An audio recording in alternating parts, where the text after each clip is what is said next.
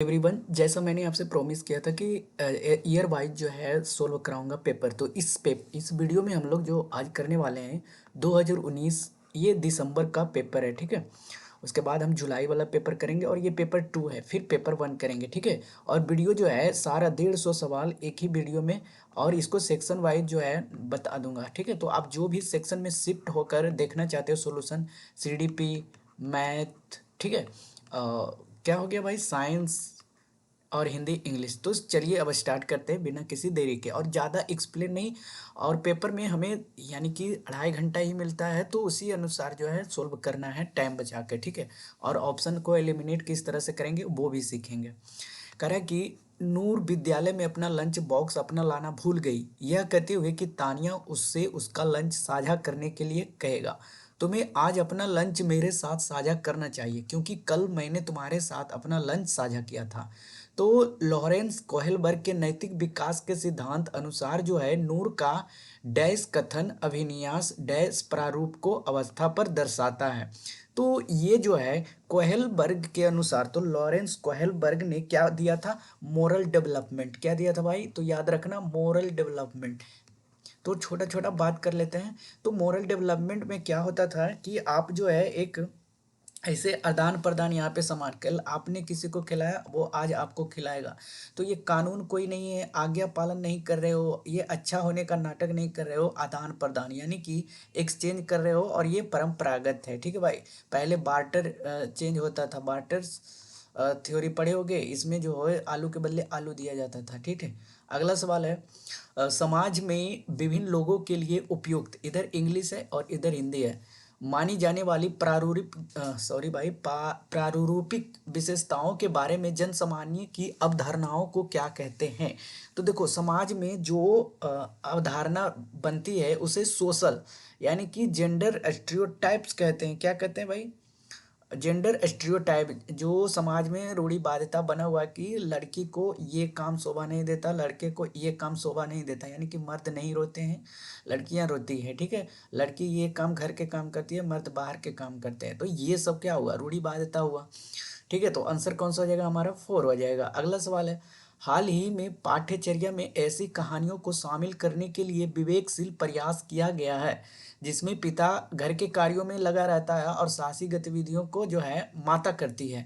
तो ये जेंडर रूढ़िवादिता को क्या कर रहा है भाई, समाप्त कर रहा है। जैसे आपके पापा घर में काम कर रहे हैं, मम्मी जो है बाहर कमा के ला रही है, ठीक है। तो ये जो है जेंडर रूढ़िवादिता, तो जेंडर रूढ़िवादिता को खत्म कर रहा है, ठीक है। अगला सवाल है, वायागोत्स्की के अनुसार, अच्छा इसका पीडीएफ आपको टेलीग्राम चैनल लिंक दे दूंगा, और एक ग्रुप है वहाँ पे सारे जो है सीटेट के जो तैयारी कर रहे हैं, देने वाले एग्जाम है, उनका वो विद्यार्थी वहाँ पे मैं यानी कि बातें करते हैं, और पीडीएफ जो है एक दूसरे में साझा करते हैं और डाउट भी सॉल्व करते हैं। तो वहाँ भी आप जुड़ जाना, और पीडीएफ टेलीग्राम चैनल पे दे दूंगा, और वहाँ पे इसका सोल्यूशन भी दे दूंगा, ठीक है। वायगोत्स्की के अनुसार जब एक बच्चे के निष्पादन के वर्तमान स्तर को सहयोग द्वारा विस्तारित करता है तो इसे क्या कहा जाता है। तो देखो, इसे स्कैफ फोल्डिंग कहा जाता है। ये वायागोस्की जो थे, स्कोप फोल्डिंग मतलब क्या होता है कि जैसे कि किसी को हेल्प करना, स्टूडेंट को जिस तरह से कोई मेथड बता देना, और स्किल में यानी कि उसको जो है स्किल सीखने में हेल्प हो जाए, तो ये होता है पार्ट, ठीक है भाई, सबको पता होगा। जिन प्याजे के संज्ञानात्मक विकास के सिद्धांत के अनुसार परिकल्पित निगनात्मक तर्क किस अवधि में विकसित होता है। देखो, निगनात्मक क्या होता है, नियम से उदाहरण की ओर जाना, ठीक है। तो ये मैथ में ज़्यादा यूज होता है, डिडक्टिव, ठीक है। अब यहाँ पे ये करा कि प्याजे के 4 स्टेज था भाई। पहला था सेंसरी मोटर, फर्स्ट है, सेकेंड है जो भाई प्री ऑपरेशनल, थर्ड है जो कंक्रीट है, फोर्थ जो है फॉर्मल स्टेज है, ठीक है। तो इसमें कहा गया कि कौन से स्टेज में जाता है, तो ये अमूर्त यानी कि फॉर्मल ऑपरेशनल स्टेज में जाता है। इसमें जो है हाइपोथेटिक डिडक्टिव जो है कॉग्निटिव डेवलपमेंट आ जाता है, ठीक है। तो हाइपोथेटिक यानी कि कल्पनात्मक बातें सोचता है और उसको जो है, ठीक है, ये क्या करता है, हाइपोथेटिकल डिडक्टिव मेथड जब लगाता है, ठीक है, ये याद रखना। अगला सवाल है, छठा सवाल कह रहा है कि डैश के अनुसार बच्चों को चिंतन के बारे में सामाजिक प्रक्रिया तथा सांस्कृतिक संदर्भ के प्रभाव को समझना आवश्यक है। यानी कि अकॉर्डिंग टू डैश किनके अनुसार जो है बच्चे को सोशल सोशल के बारे में कौन बताया था? तो सोशल जो बात करते थे वाइगोत्स्की करते थे सोशल के बारे में। कॉग्निटिव के बारे में कौन कौन बात करते थे? पियाजे। कोहेलबर्ग किसके बारे में करते थे? Moral development. ठीक है, तो ये सब छोटा छोटा कीवर्ड याद रखना तो आपको जो है, ठीक है। पियाजे के संज्ञानात्मक विकास के सिद्धांत से निहितार्थ निकालते हुए एक ग्रेड 6 यानी कि 6 से 8 के शिक्षक को अपनी कक्षा में क्या करना चाहिए? तो आप पियाजे के संज्ञानात्मक विकास के अनुसार आप 6 to 8 के शिक्षक हैं तो आपको क्या करना चाहिए उसको बताओ। क्लास को कैसे आप मैनेज कर सकते हो? Teacher of grade 6 to 8 class तो डिस्करेज करोगे, निगेटिव पॉइंट है हटा देना भाई। यूज ओनली निगेटिव कीवर्ड है, स्लोली निगेटिव है, आंसर 1 2 आ जाएगा। ठीक है, तो इस तरह से आप एलिमिनेट कर सकते हो, नहीं भी है पता है तो। यानी कि ऐसी समस्याएं प्रस्तुत करनी चाहिए जिसमें तर्क आधारित समाधान की आवश्यकता हो। अगला सवाल है, हावर्ड गार्डनर के बहुविधि सिद्धांत के अनुसार तार्किक गणितीय बुद्धि वाले एक व्यक्ति की क्या विशेषता हो सकती है? तो एक व्यक्ति की क्या, दो हावर्ड गार्डनर जो दिया था मल्टीपल इंटेलिजेंस थ्योरी दिया था। ठीक है, तो ये पर्सन जो है लॉजिको मैथमेटिकल तार्किक गणिती में वो कैसा हो सकता है? तो पैटर्न को ढूंढेगा, है ना भाई। रीजनिंग में एक तर्क लंबी श्रृंखला को हल करने में क्षमता और संवेदनशील होगा भाई। ठीक है तो उसका रीजनिंग जो है कीवर्ड याद रखना। ठीक है, यहाँ पे दे दिया लॉजिको मैथमेटिकल इंटेलिजेंस, तो इसमें बाकी में ये देखो म्यूजिक से होगा तो ये होगा नहीं, एबिलिटी टू विजुअल पार्सल ये भी नहीं होगा, साउंड से ये भी नहीं होगा। ठीक है, इस तरह से कर सकते थे एलिमिनेट। अगला सवाल है, वह प्रक्रिया जिसके द्वारा बच्चे आदतों, कौशलों, मूल्यों तथा अभिप्रेरण को विकसित करते हैं और जो उन्हें समाज के जिम्मेदार एवं क्रियाशील सदस्य बनाती है, उसे क्या कहा जाता है? तो देखो समाज के बारे में दिया गया है। ठीक है, और इसमें समाज में तो सोशलाइजेशन हो जाएगा। ठीक है भाई, सोसाइटी इज कॉल्ड सोशलाइजेशन, इस तरह से कीवर्ड पकड़ सकते थे। अगर नहीं भी पता है तो इसमें जो है अभिप्रेरण जो मूल्य का विकास जो होता है, ठीक है, रिस्पॉन्सिबल फॉर प्रोडक्टिव, तो ये सोशलाइजेशन ही कहलाता है। ठीक है, आप जो है परिवार से निकल के समाज में ही जिम्मेदारियां सीखते हैं। मानव विकास के संदर्भ में आनुवांशिकता तथा पर्यावरण की भूमिका के बारे में निम्नलिखित कथनों में कौन सा सही है? तो कह रहा है कि, तो देखो यहाँ वनली वाले कीवर्ड हटा दो भाई। टोटली सेफ डेवलपमेंट, यहाँ पे टोटली अगर आ रहा है तो ये थोड़ा सा यानी कि एक्सट्रीम वर्ड है। ठीक है, नाइदर हेरेडिटी नॉर इन्वायरमेंट, क्या न कोई हेरेडिटी ना इन्वायरमेंट डेवलपमेंट पे इम्पैक्ट करता है? गलत बात है। तो heredity and environment both influence development. ठीक है भाई, दोनों जो है एक दूसरे के जटिल पारस्परिक क्रिया है। अगला सवाल है, एक प्रगतिशील कक्षा में यानी कि प्रोग्रेसिव क्लासरूम में क्या होना चाहिए? तो प्रोग्रेसिव क्लासरूम में विद्यार्थी के द्वारा ज्ञान की संरचना की जाती है भाई, सही बात है। क्या रिसीव्ड पैसिव होता है? अगर यहाँ पे एक्टिव होता तो सोच भी सकते थे। ठीक है, तो ये कट गया भाई। Knowledge is reproduce by the learners, learner act भाई, विद्यार्थी के द्वारा ज्ञान को उसी रूप में दोहराया जाता है, दोहराना नहीं है। शिक्षक के निर्देश के अनुसार विद्यार्थियों द्वारा अनुसरण, भाई शिक्षक के निर्देश नहीं, नीड्स ऑफ स्टूडेंट के अनुसार। ठीक है, नीड्स ऑफ स्टूडेंट्स यानी कि जो कच्चे क्लास में स्टूडेंट है उनके अनुसार जो है प्रगतिशील कक्षा होनी चाहिए। अगला सवाल है, सतत एवं समग्र मूल्यांकन में क्या शामिल है? सतत एवं तो हो जाएगा यहाँ पे केवल तो वाले पहले हटा दो, वनली नाइदर फॉर्मेटिव नॉर, गलत भाई। ऑप्शन को इस तरह से एलिमिनेट करो कि समझ में आए। अब फॉर्मेटिव क्या होता है? बार बार आप प्री टेस्ट समेटिव भाई फॉर्मेटिव टेस्ट देते हो सीबीएसई स्कूल में। समेटिव जो होता है लास्ट में होता है, जैसे बोर्ड, यानी कि भाई ये फाइनल है, यानी कि आप 8 में हो तो ये एग्जाम पास कर जाओगे तो 9th में जाओगे, ये होता है समेटिव। ठीक है अगला सवाल है, आपकी कक्षा के एक विद्यार्थी को विभिन्न स्रोतों से बार बार यह बताया गया कि उसके सामाजिक वर्ग के लोग शैक्षिक क्षेत्र में निम्न स्तरीय प्रदर्शन करते हैं। इस रूढ़िवादिता एवं परिणामिक रूढ़िवादिता आशंका को, ठीक है, प्रभाव को कम करने के लिए एक शिक्षक को क्या पहल करनी चाहिए? यानी कि आप शिक्षक हो तो आप जो है विभिन्न स्रोत में बार बार बताया गया है कि सामाजिक वर्ग के लोग, ठीक है, सोशल समाज के लोग शैक्षिक क्षेत्र में निम्न स्तरीय प्रदर्शन करते हैं। तो इस रूढ़िवादिता एवं परिणाम रूढ़िवादिता के प्रभाव को कैसे आप हल करोगे बताओ। तो क्या उनकी बातों को इग्नोर कर दोगे? समाज वाले करेंगे भाई पढ़े लिखे से क्या होता है, खेल कूदोगे बनोगे नवाब, तो आप उसको पढ़ाई के क्षेत्र में कैसे आप अति कर सकते हो?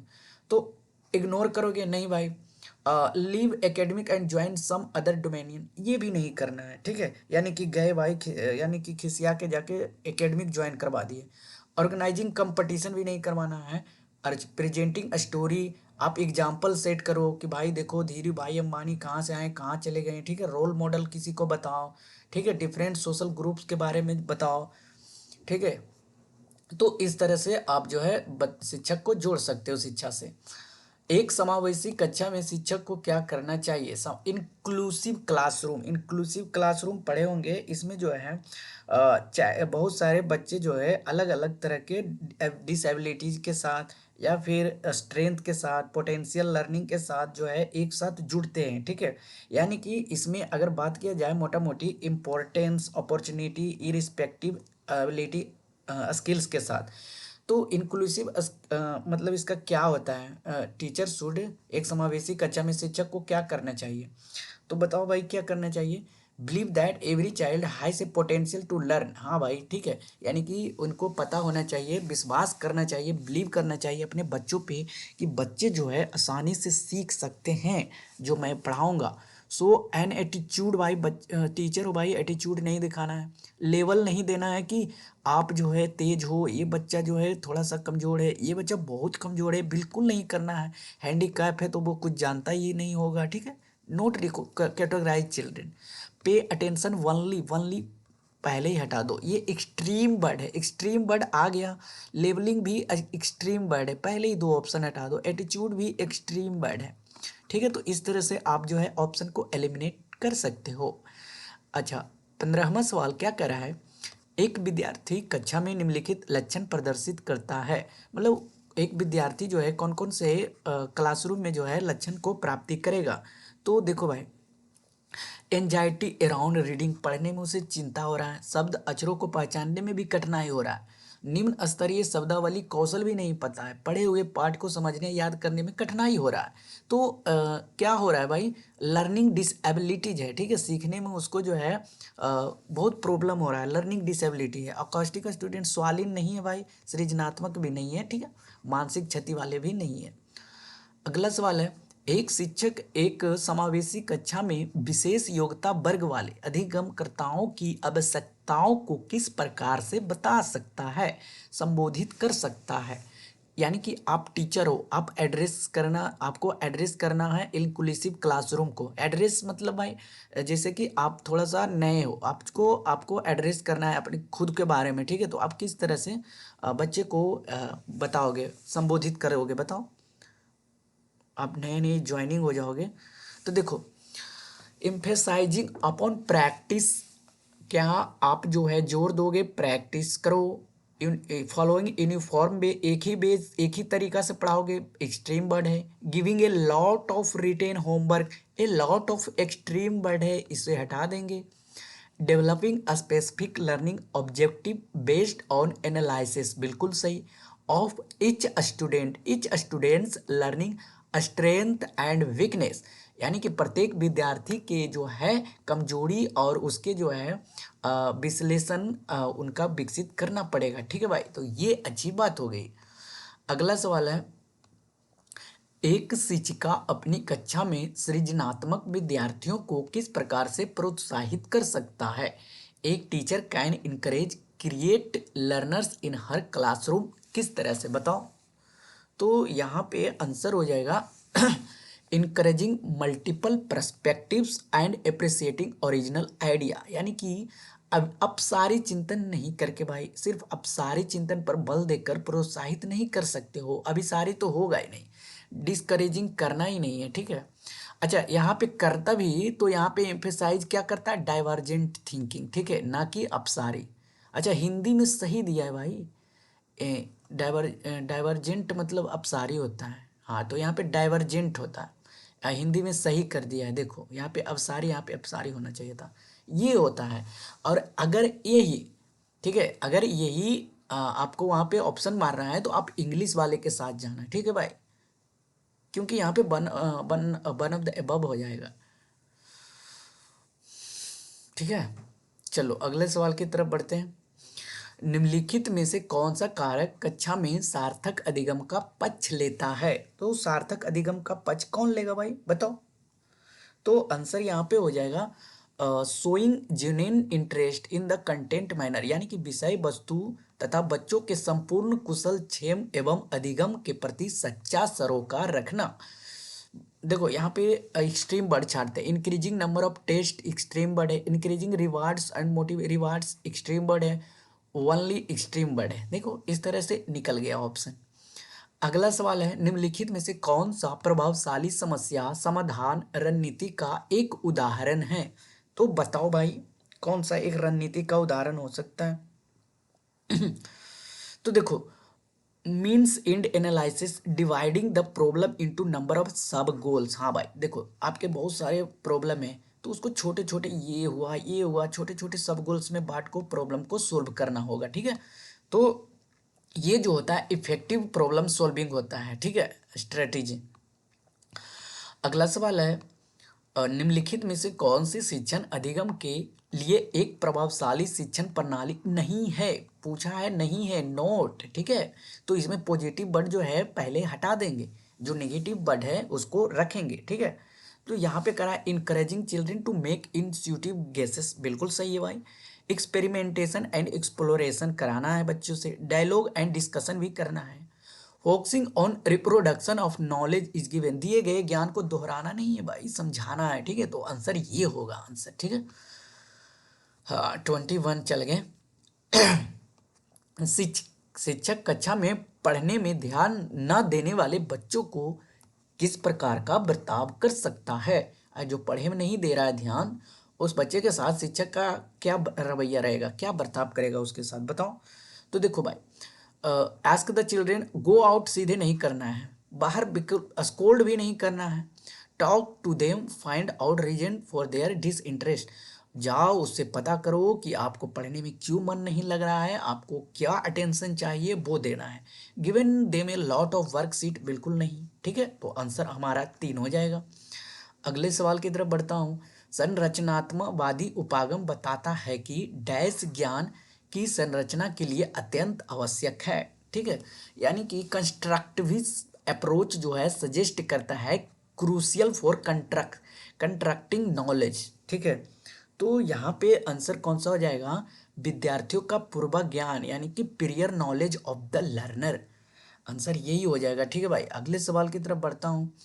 बच्चे अनेक घटनाओं के बारे में सहजानुभूत सिद्धांत की संरचना करते हैं, इस पृष्ठभूमि में एक शिक्षक को क्या करना चाहिए? बताओ भाई, क्या करना चाहिए? तो देखो, challenge this conception of the children through dialogue, dismiss नहीं करना, इग्नोर भी नहीं करना, स्कोल्ड भी नहीं करना है भाई। संवाद के द्वारा जो है बच्चों की जो अवधारणाएं आए हैं उनको चुनौती देनी चाहिए। ठीक है, अलग अलग सवाल आएंगे, अलग अलग तरीके से समझाना है। 24वें सवाल है, संज्ञान एवं संवेग के बीच किस प्रकार संबंध होता है? यानी कि the relationship between cognition and emotions, cognition and emotion के बारे में बताना है। तो देखो, ये बाई डायरेक्शनल होता है, यूनि भी नहीं होता है, इंडिपेंडेंट टू ईच अदर ये भी नहीं कह सकते हो। ठीक है भाई, यानी कि जो कोगिनेशन एंड इमोशन होते हैं एक दूसरे से परस्पर जुड़े होते हैं और दोनों के बीच एक गतिशील पारस्परिक क्रिया होती रहती है। ठीक है भाई, समझ में आ गया भाई।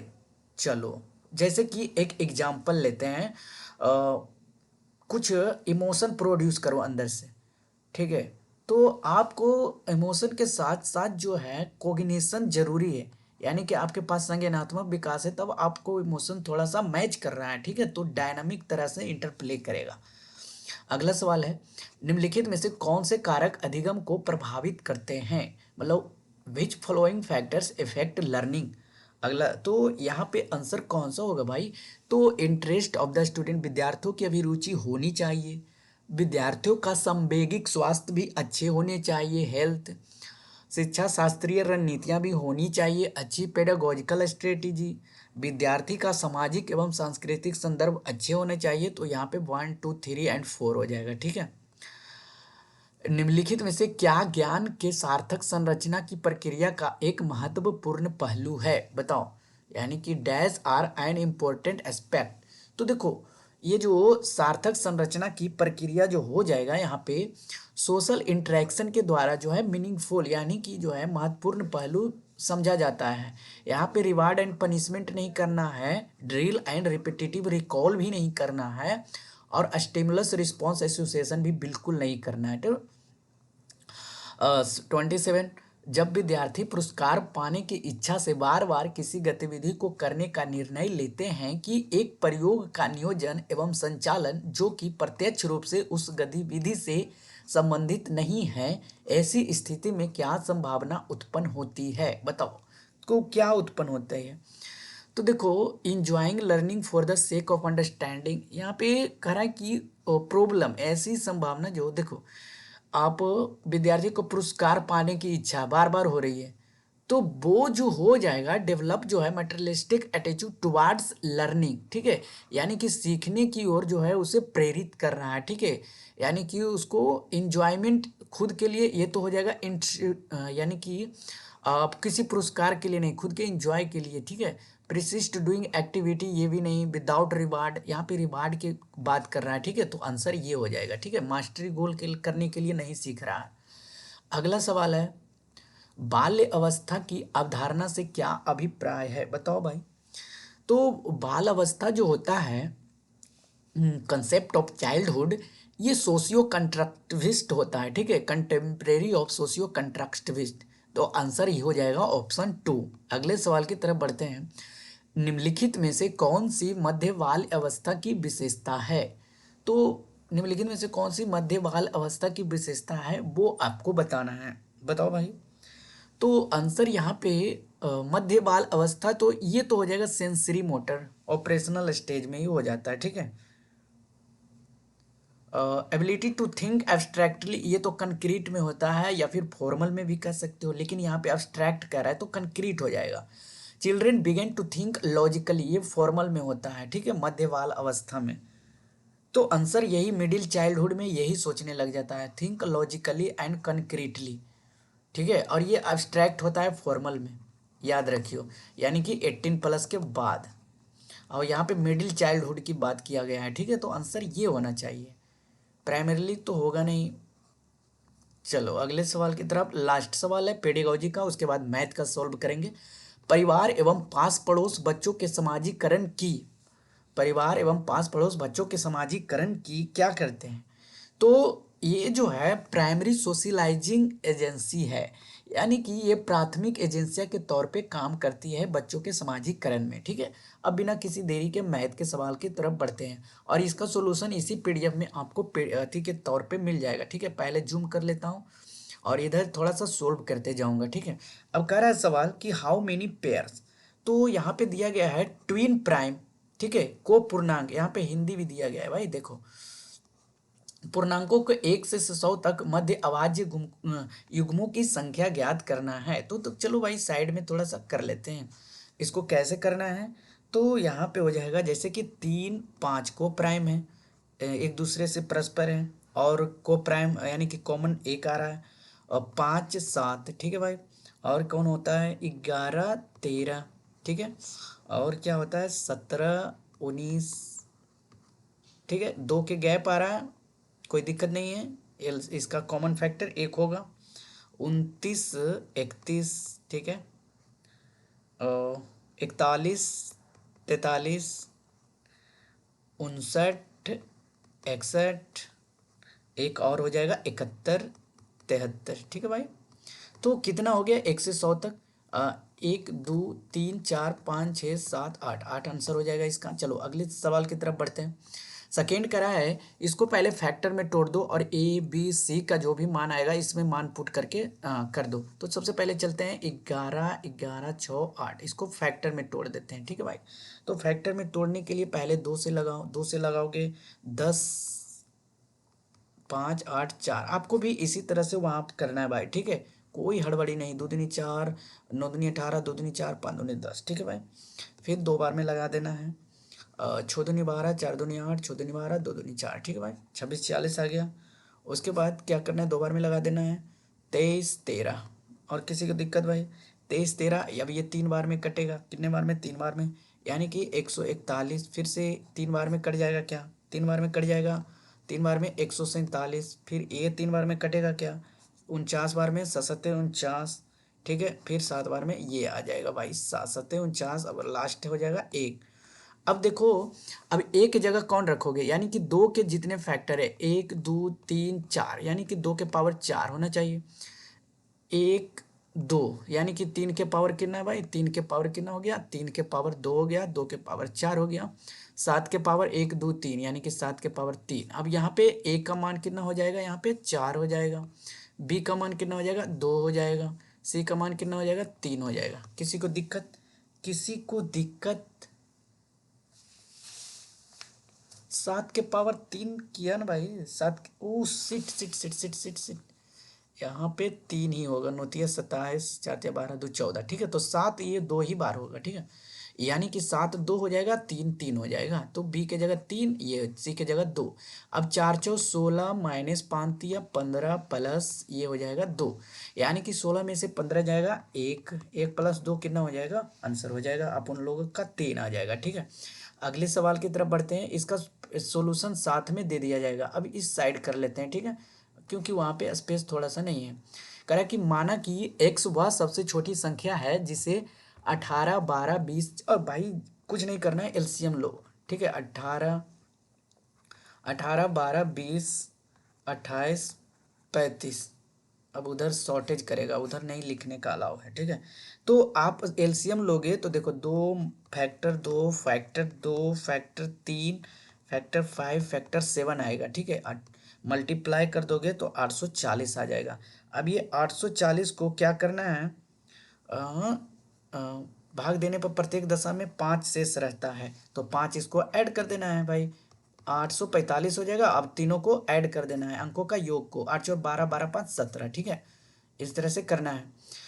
34 क्या करा है, 34 सवाल की 50 61। ठीक है, 50 61 और 92 117 में प्रत्येक में से कौन सी संख्या घटाई जाए, ताकि जो है समानुपात हो जाए। समानुपात मतलब समझते हो, जैसे कि x1 अनुपात x2, ऐसे करके ऐसे।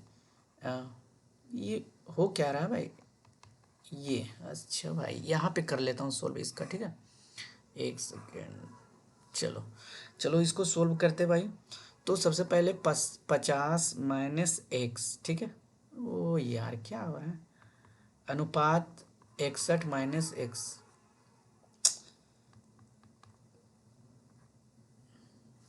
इधर लिखते हैं भाई, 50 माइनस एक्स, हो गया ना गड़बड़,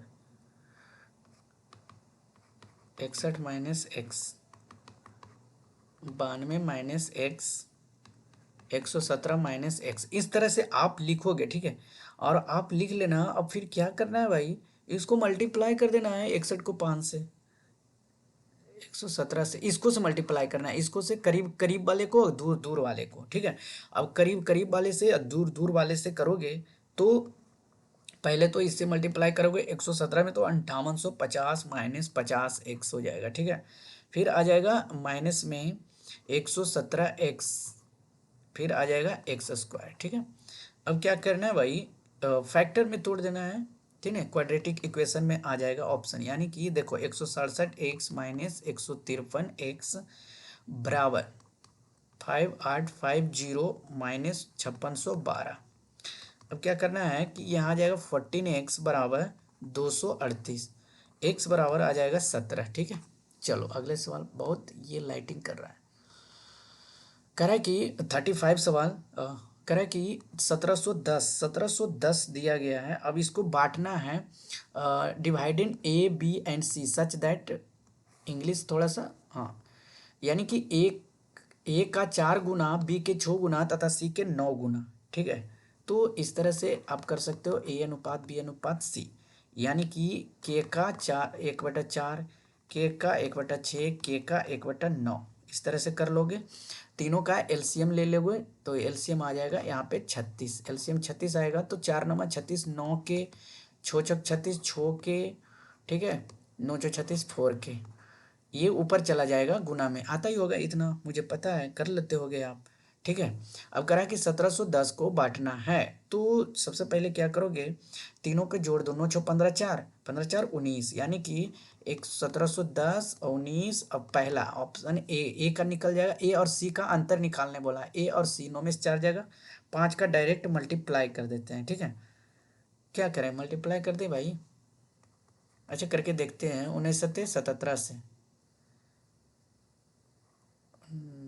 90, 19 नमा सही है ना, 9 नमा 81, नहीं 9 8 17, हाँ भाई, हाँ 100, ये है ना भाई, 171 10 19 इंटू 5, तो आ जाएगा कितना भाई, 90, 9 पचे 45, 450। ठीक है, इस तरह से कर लेना।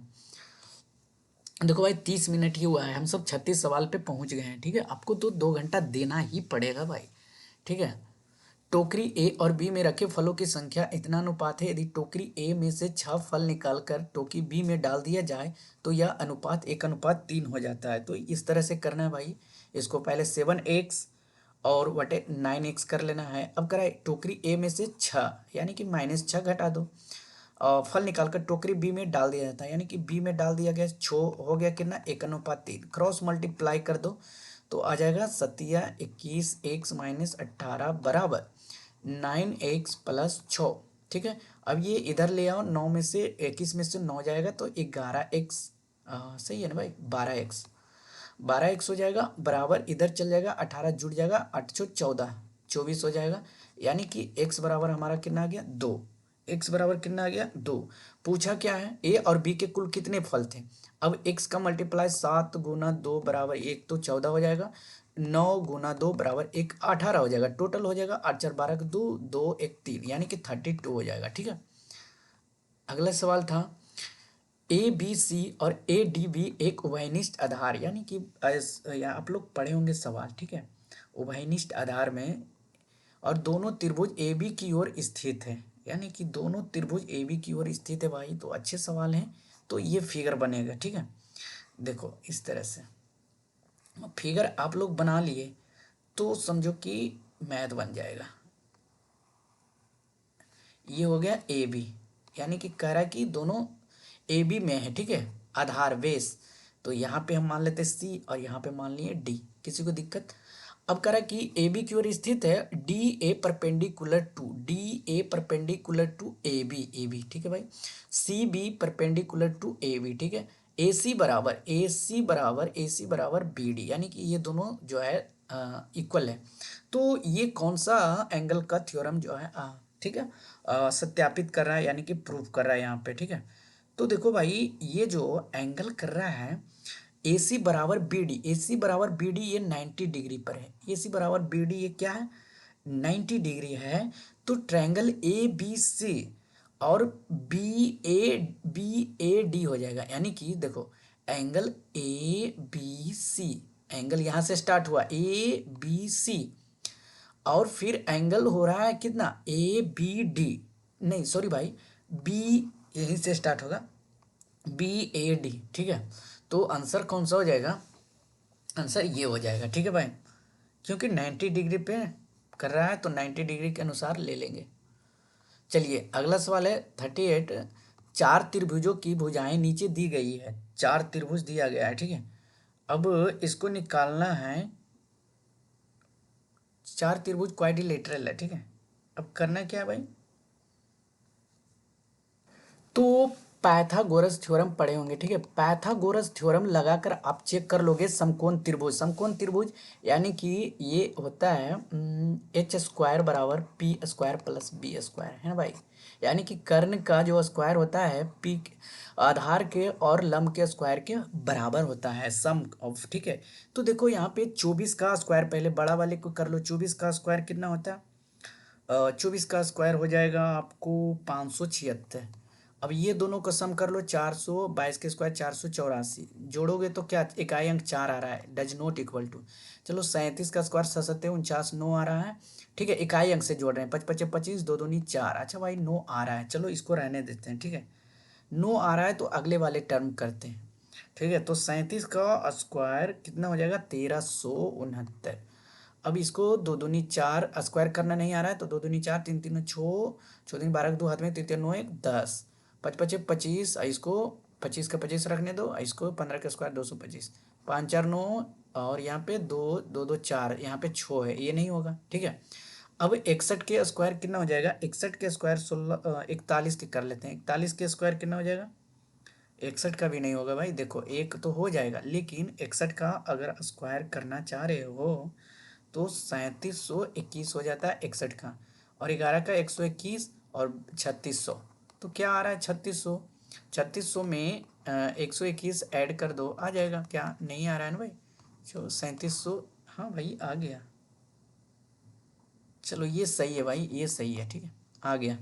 अच्छा 41 का स्क्वायर, अब आएंगे आंसर तो यही होगा, ठीक है। अब आगे चेक करना क्या, किसी चतुर्भुज के कोण क्वाड्रिलेटरल, सम ऑफ क्वाड्रिलेटरल कितना होता है, 360 होता है, 360, तो 3x plus 5x plus 7x plus 9x is equal to 360। अब 9 7 16 5 21 3, 21 3 कितना होता है 24x, 24x बराबर 360।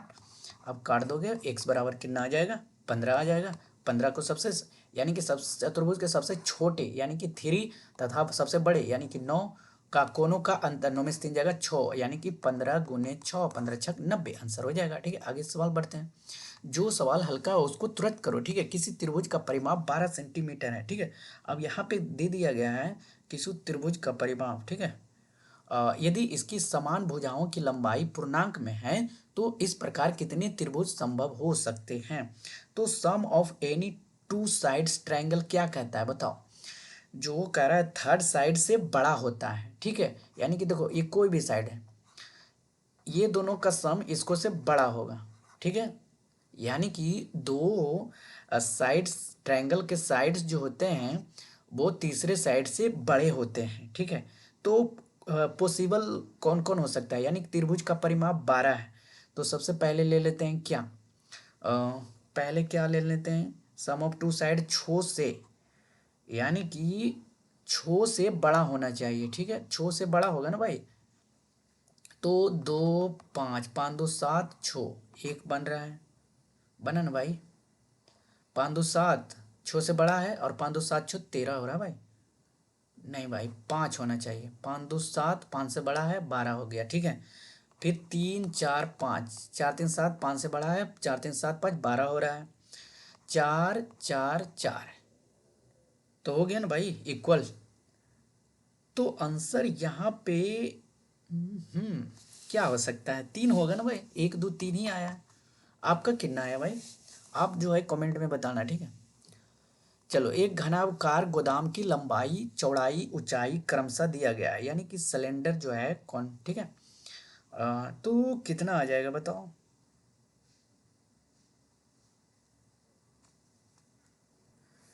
तो इसको सोल्व करते हैं। सबसे पहले volume of godown by sorry length गुना ब्रेथ गुना दिया गया है, लंबाई चौड़ाई ऊंचाई, तो मल्टीप्लाई कर लेंगे, तो 56 मल्टीप्लाई 42 मल्टीप्लाई 10, 42 को 10 से 420, 420 को 56 से, यानी कि मल्टीप्लाई करके कितना आ जाएगा टोटल, इसको मीटर क्यूब में कर देते हैं क्योंकि मीटर में था, ठीक है। तो यानी कि हमारा जो वॉल्यूम ऑफ बॉक्स आ जाएगा, ठीक है, वॉल्यूम ऑफ बॉक्स हो जाएगा ये सेंटीमीटर में, यहाँ पे ध्यान देना भाई ये खतरनाक है, ठीक है। तो इसको सेंटीमीटर को मीटर में बदलना है, 100 से भाग दे देंगे, तो ये आ जाएगा 0.7, सॉरी भाई 0.70 आ जाएगा ना, 0.70, ठीक है। 1 सेंटीमीटर बराबर 100 मीटर, तो 70 सेंटीमीटर है, ठीक है। अब क्या करना है कि इसको ऐड कर देना है, सॉरी भाई मल्टीप्लाई कर दोगे ना, प्रत्येक डिब्बे की बीमाएँ, ठीक है। तो बीमाएँ जो दिया गया है 2.8 गुना 2.5 गुना और 0.70 मीटर, मीटर क्यूब, ठीक है। अब वॉल्यूम ऑफ गोडाउन टोटल कितना है, तो 56 × 42 × 10 बटा कर देंगे, उसको भी तोड़ दिए भाई, ठीक है। 2.5 मल्टीप्लाई 0.70, अब 0.70, अब काटा काटा पीटी मचा दो भाई, काटा पीटी मचाना है, तो 28 दूना 56, लगभग 2 से कट जाएगा, और ये पॉइंट में तो ऊपर मल्टीप्लाई हो जाएगा 10 से, ठीक है। अब 2 5 दूनी 10, यानी कि 2 5 10, 0.5, ठीक है। अब ये जो है 70, ये मल्टीप्लाई ऊपर 100 हो जाएगा और इसको एक शून्य काट देंगे और ये नहीं भाई, ये तो ऊपर चला जाएगा ना। सचक 42 छो 42 होगा ना भाई, सचक 42। और कौन कट रहा है भाई, ये ऊपर जाएगा पॉइंट में 10, ये आ जाएगा 5 दूनी 10, 2 से 2 दूनी 4, छो छो 24, 24 दूना 48, 48, 4800 आ गया भाई। ठीक है, आंसर कौन सा हो जाएगा, आंसर ये हो जाएगा। किसी को दिक्कत भाई? चलो आगे सवाल चलता हूँ। किसी लंब वृत्तीय बेलन के आधार की परिधि, बेलन बना लेना भाई, एकदम साफ बेलन ऐसे इस तरह से बना लेना है। किसी को दिक्कत? देख लो बेलन बन गया भाई। और ये कह रहा है 2 मीटर इसकी ऊंचाई है। ठीक है, 2 मीटर ऊंचाई है। परिधि, परिधि दिया गया है, तो परिधि का फॉर्मूला क्या होता है, 2 पाई आर। 2 पाई आर 528 दिया गया है, तो इसको से हम रेडियस निकाल लेंगे, रेडियस निकाल लेंगे 528/2 पाई। ठीक है भाई। अब करा कि बेलन की आयतन क्या होता है, पाई r² एच होता है। अब यहाँ पे r का मान 528 के 2 पाई r² दिया गया है, तो वही मान पुट कर देंगे, 528/2 पाई का होल स्क्वायर। 2 पाई का होल स्क्वायर इंटू 8h2 हो जाएगा। चलो अब क्या करा है, 528 पाई इंटू 528 करना पड़ेगा भाई। 2 दूनी 4 और पाई के स्क्वायर इंटू 2। एक पाई तो कैंसिल करना पड़ेगा भाई। अब एक पाई कैंसिल करना पड़ेगा, तो 264 बार में ये कर जाता है क्या, 2 दूनी 4, 2 दो, 2 4 12 2 4 8, हाँ भाई ठीक है।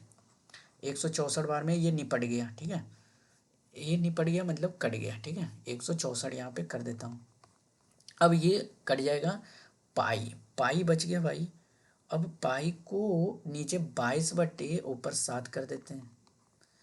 अब नीचे बच गया क्या, ये यहाँ कितना था, 4 से तो काट ही दिए 164। अब ऊपर वाले को मल्टीप्लाई कर लो। ठीक है, अब ऊपर वाले को मल्टीप्लाई कर लेना है, तो 164 को 528 से मल्टीप्लाई करो, इंटू 7 कर दो। ठीक है, दिक्कत नहीं होना चाहिए।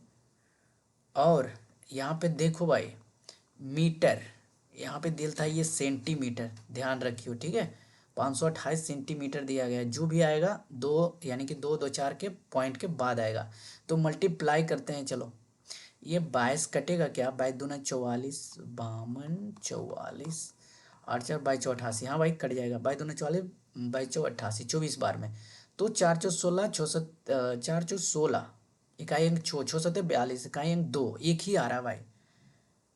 एक ही आ रहा है पॉइंट, इकाई अंक 2। ठीक है, आंसर इस तरह से कर सकते थे। अगला सवाल है, किसी चतुर्भुज का क्षेत्रफल 227.2 सेंटीमीटर स्क्वायर है और इसके एक विकर्ण पर उसके सम्मुख शीर्षों से डाले गए लंबों की लंबाई 7.2 सेंटीमीटर है तथा 8.8 सेंटीमीटर इसका विकर्ण की लंबाई क्या होगी, विकर्ण की लंबाई क्या होगी।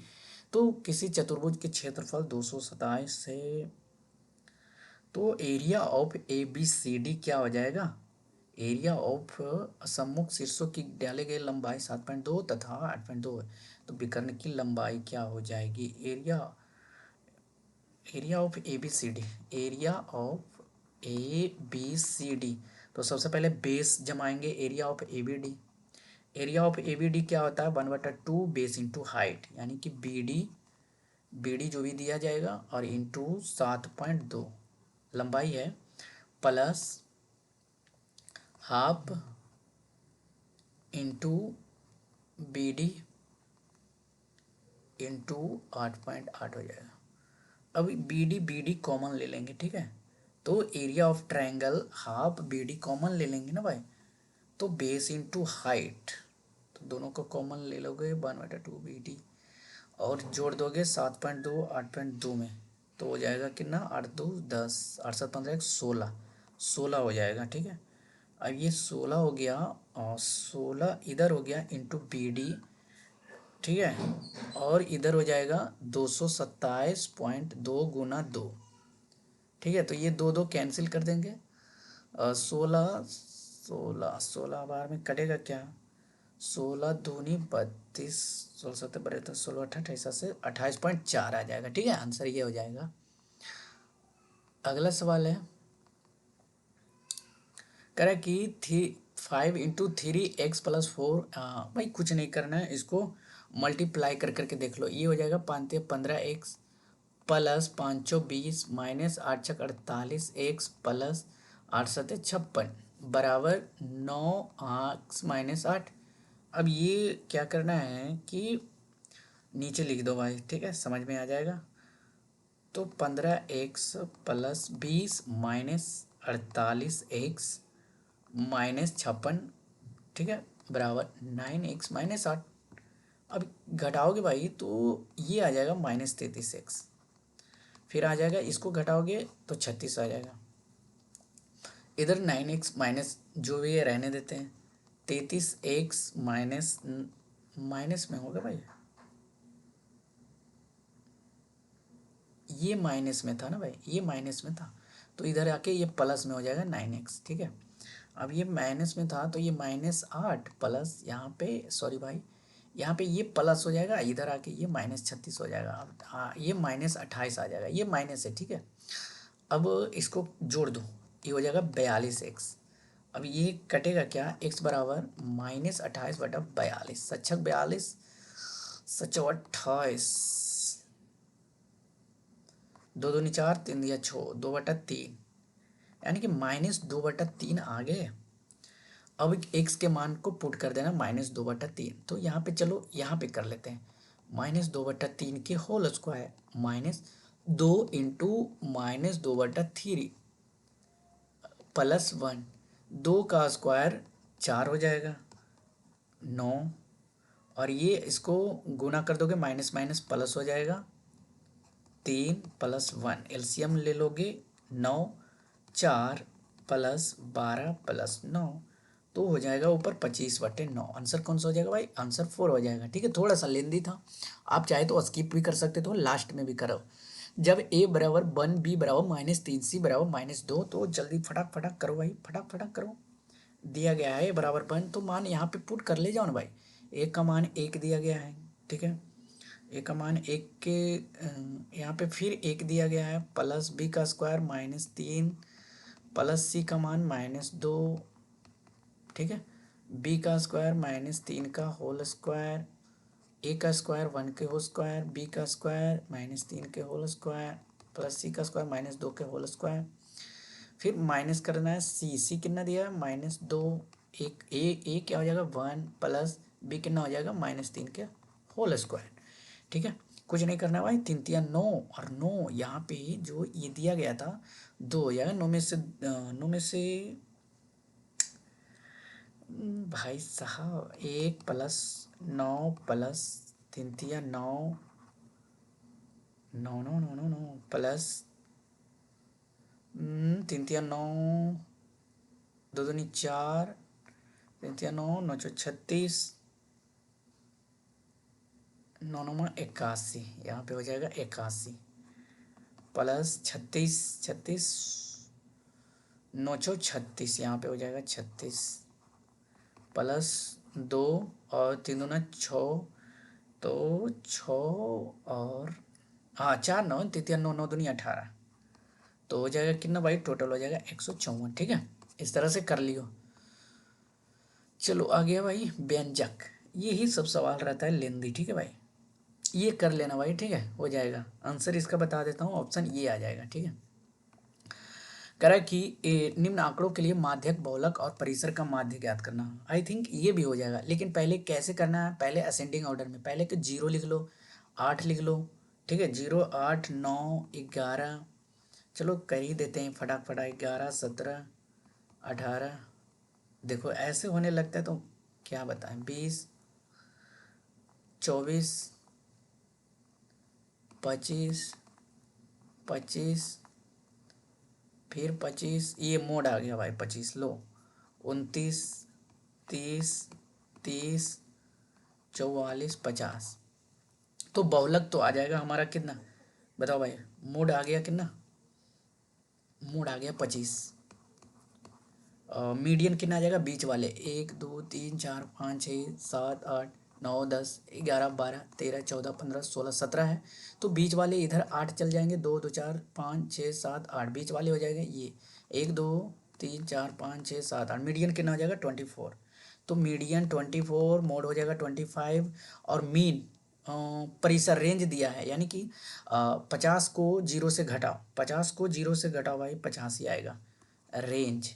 अब क्या करना है, माध्य निकाल देना है, यानी कि 3 भागा दे देना है, 99/3 हो जाएगा कितना भाई 33, आंसर हो जाएगा। चलो आगे चलो, जल्दी जल्दी करना भाई, जल्दी जल्दी।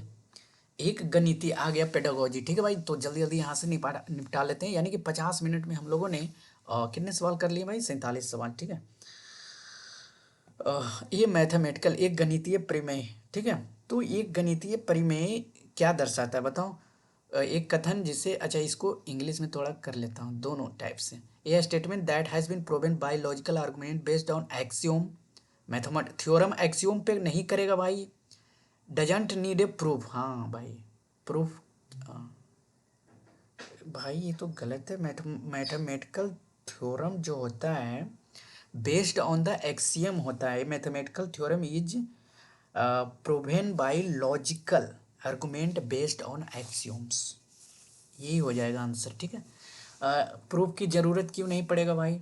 Statement truth falsely note non, नहीं भाई, विदाउट सफिशेंट। थ्योरम का मतलब है लॉजिकल आर्गुमेंट पे, थ्योरम पे प्रूव करना। सही बात है भाई, सही पकड़े हो। चलो आगे सवाल। वस्तुएं जो एक एक समान वस्तु के बराबर हैं वे एक दूसरे के बराबर होंगी, यह अभिगृहित जो अंकगणित और बीजगणित का आधार है दिया गया है। तो देखो मैंने इसका टॉपिक करा रखा है एक्सियोम, इन्फेरेंस, ऑब्जर्वेंस सारे।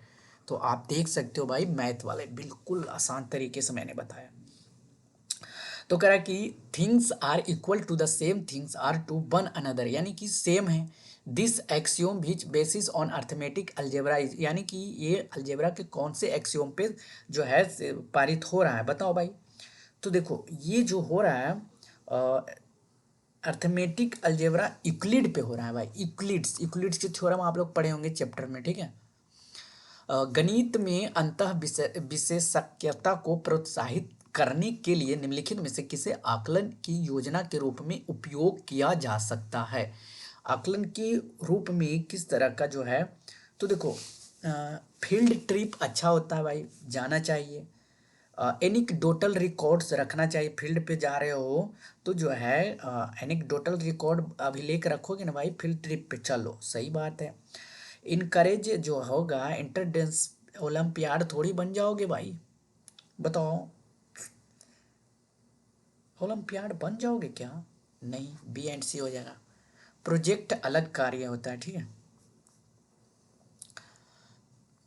किस विधि से यह सिद्ध किया जा सकता है कि दो सम पूर्णांकों का योग सदैव सम होता है, किस प्रकार से प्रूफ करोगे कि किसी तो ये जो है डायरेक्ट प्रूफ के द्वारा समझा सकते हो। देखो some method use sum of two even integer is always even, 2 + 2 4 even आ गया, 4 + 4 या फिर यहाँ पे ले लेते हैं 6 इवन इवन 10 इवन आ गया। प्रूफ करना क्या है भाई, ये तो डायरेक्ट प्रूफ हो रहा है। चलो गणित के उच्च प्राथमिक स्तर पर निम्नलिखित में से किन कौशलों को प्रोत्साहित किया जाता है, किन कौशलों को प्रोत्साहित किया जाता है।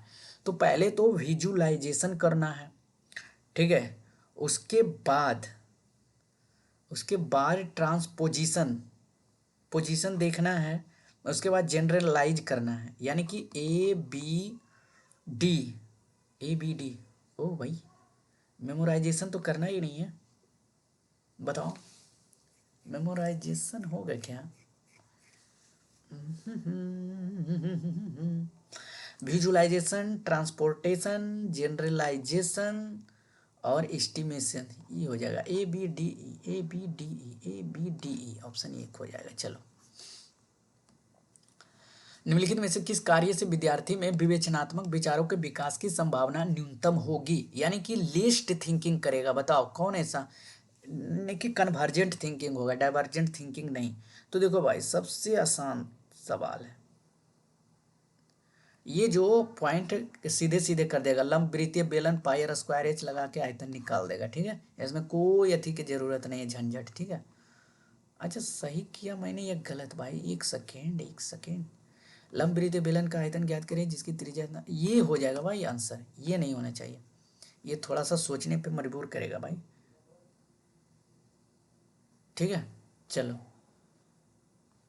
which of the following align with the overall objective to achieving mathematics for all as per NCF 2025। Achieving 2025 के अनुसार क्या कह रहा है बताओ, यानी कि राष्ट्रीय पाठ्यचर्या पे आ गया, ठीक है। तो राष्ट्रीय पाठ्यचर्या एनसीएफ अनुशंसक और सभी के लिए गणित उपलब्ध कराने का व्यापक उद्देश्य निम्नलिखित में से किसके संरेख होता है। तो mathematicals for all teacher only extreme word है। It should be acknowledge that mathematics is meant for selected for few student, नहीं भाई। Contribution of mathematics, contribution of mathematics हो जाना चाहिए भाई, मैथमेटिकल टैलेंटेड स्टूडेंट के लिए नहीं है, ये कह रहा है कि सिर्फ टैलेंटेड स्टूडेंट के लिए भाई। तो different reasons different social group के लिए है, ठीक है, ऐसा नहीं कहना है। चलो, कह रहा है कि गणित कक्षा को प्रभावी बनाने के लिए निम्नलिखित में से क्या प्रभावी है बताओ, यानी कि इफेक्टिव मैथमेटिक्स क्लासरूम को किस तरह से बताओ। तो मल्टीपल बेस, ठीक है, एम्फेसाइज नहीं करना है, ग्रुप में नहीं बांटना है, डिस्करेज तो बिल्कुल एक्सट्रीम वर्ड है, solving new problem nearly demonstrative, बार बार न्यू प्रॉब्लम नहीं देना है, ठीक है। आ जाओ भाई, आयतन के मापन के शिक्षण और अधिगम संदर्भ में निम्नलिखित में से कौन सा प्रक्रिया वांछनीय है। Which of the following is desirable practice in the context of teaching and learning of measurement of volume. तो देखो भाई, इनकरेज स्टूडेंट फिगर आउट करो पहले। तो सबसे पहले इसको में क्या करना है, encourage precise calculation right the beginning. चलो, इनकरेज दो स्टूडेंट फिगर, ये इसमें थोड़ा सा आ जाएगा भाई, थोड़ा encourage student to figure out way to calculate volume different, है ना भाई, डिफरेंट ऑब्जेक्ट्स। तो यहाँ पे डिजराइबल प्रैक्टिस जो आ जाएगा टीचिंग एंड लर्निंग मेजरमेंट में काम में आ जाएगा। चलो, पियाजे के अनुसार बच्चों में द्विक स्थान की समझ के लिए निम्नलिखित में से कौन सा सही नहीं है। Note true Piaget's views understanding space, बताओ। अकॉर्डिंग टू पियाजे जो आपने पढ़ा होगा, पढ़ा ही होगा, तो progressive of geometric ideas, progress of geometric idea following historical rather than a logical. हाँ, लॉजिकल को छोड़ दोगे, हिस्टोरिकल पे चले जाओगे। Yearly understanding of a space is form child sensory motor, coordination of a different visual and tactile experience is required for understanding project space, ये सही होना चाहिए, ठीक है।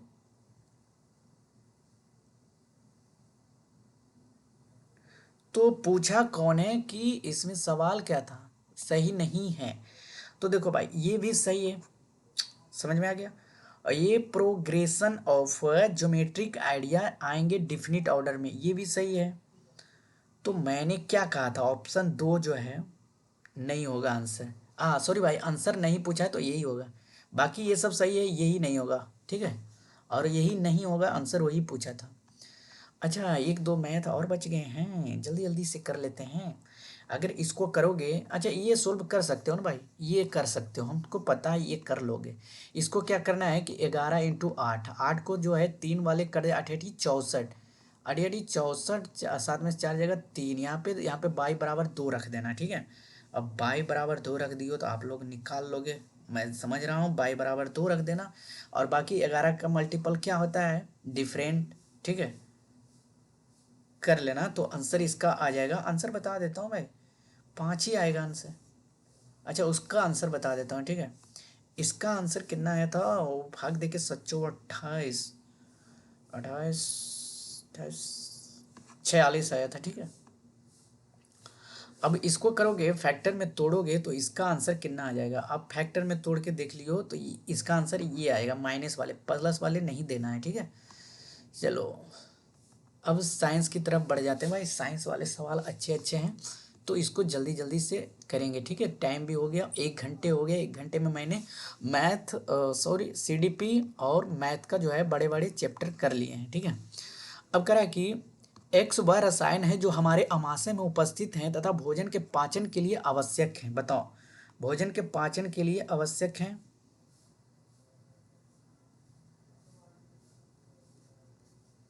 तो देखो, सवाल जो है थोड़ा समझना पड़ेगा। अगर आपके एक्स रसायन पेट में जमा हो जाता है तो एसिडिटी बढ़ जाता है, ठीक है। अब उसको कम करने के लिए, उपचार करने के लिए क्या लेना पड़ेगा? तो बेस लेना पड़ेगा भाई, बेस, है ना। एसिडिटी नहीं कहते, acidity.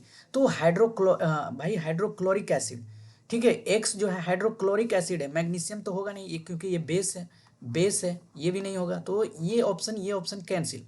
Hydrochloric by sodium carbonate लोगे भाई? नहीं, इसके लिए मिल्क ऑफ मैग्नीशिया लोगे, ठीक है। क्या लोगे? Milk of magnesia. समझ में आ गया? ये न्यूट्रलाइज कर देता है HCl को, ठीक है, हमारे पेट में। अगले सवाल की तरफ बढ़ता हूँ भाई। निम्नलिखित में से किस प्रक्रिया में बैक्टीरिया जीवाणुओं का उपयोग नहीं होता है? ठीक है, यानी कि नहीं होता है बैक्टीरिया। तो जब आप ब्रेड बनाते हो तो बैक्टीरिया जो है इसमें यूज नहीं होता है, ठीक है। ये जो होता है ईस्ट को तोड़ने के लिए, तो किण्वन में ईस्ट का प्रयोग होता है, नाइट्रोजन में स्थिरीकरण में होता है। तो बेकिंग ऑफ ब्रेड में नहीं होगा, ठीक है। आंसर यही हो जाएगा। निम्नलिखित में से कौन सा अन्य से भिन्न है? तो अन्य से भिन्न है कंजर्वेशन, डिफोरेस्टेशन। तो आंसर कौन सा हो जाएगा भाई? यहाँ पे कंजर्वेशन, संरक्षण हो जाएगा, अन्य से भिन्न है। बाकी तो निगेटिव पढ़ दे भाई, ठीक है। अगला सवाल था, निम्नलिखित में से कौन सा कथन सही नहीं है? फिर से पूछ दिया है, सही नहीं है। तो digestion is a chemical change. Chemical change जो होता है ये, अच्छा, और क्या है? Crystallisation is a chemical change. Crystallisation is a जो है केमिकल चेंज नहीं होता है, इसमें न्यू सब्सटेंसेस नहीं बनता है, ठीक है। तो इसमें पूछ दिया केमिकल चेंज है, तो आंसर यही होना चाहिए भाई। रिस्पायरेशन तो केमिकल चेंज है, ये सही है। फोटोसिंथेसिस भी सही है, डाइजेशन केमिकल चेंज। आंसर बोला है नोट करेक्ट है, तो आंसर ये हो जाएगा, बाकी ये सब नहीं होगा, ठीक है। आगे की तरफ बढ़ता हूँ। कणों के साइज के अनुसार कौन सा आरोही क्रम में निरूपित करते हैं? यानी कि साइज के अनुसार आप जो है, चलो अरेंज कर दो, साइज के अनुसार अरेंज करो भाई। तो अगर इसका पता है तो सबसे पहले क्ले होना चाहिए, ठीक है। क्ले क्ले क्ले, रॉक खत्म, रॉक खत्म, क्ले हो जाएगा। क्या मैंने गलत किया? क्या मैंने गलत किया? चलो, मछली में गिल का कार्य क्या होता है? बताओ। तो ऑक्सीजन को भाई जो जल में उपस्थित विलय घुलनशील ऑक्सीजन के रूप में अवशोषित कर लेता है, यही हो जाएगा भाई। यानी कि फ्रॉम वाटर ऑक्सीजन जो ऑब्जर्व करता है कार्बन डाइऑक्साइड में। चलो, यदि संयोजक तार नहीं है तो विद्युत परिपथ को पूरा करने के लिए निम्नलिखित में से किसका उपयोग किया जा सकता है? भाई आधा तार घट गया तो कागज लोगे नहीं, रबड़ की पेटी लोगे नहीं, लकड़ी के छड़ लोगे, ब्लेड लोगे, ठीक है। लकड़ी के छड़ काहे लोगे? लाइन जाएगा उसमें क्या। मंजुला समतल दर्पण में अपने प्रतिबिंब का प्रेक्षण देख रही है, उसकी दर्पण से दूरी 5 मीटर है, वह दर्पण की ओर 1 मीटर। भाई सिंपल, अगर आप 5 मीटर की दूरी पर खड़े हो तो इसका इमेज भी 5 मीटर की दूरी पर बन रहा है। यानी कि अब तो डिस्टेंस 10 है, लेकिन वो 1 मीटर आगे चलाया, यानी कि 4 पे चलाया, तो ये भी चलाया 4 पे, तो 4 4 टोटल 8 हो जाएगा, ठीक है।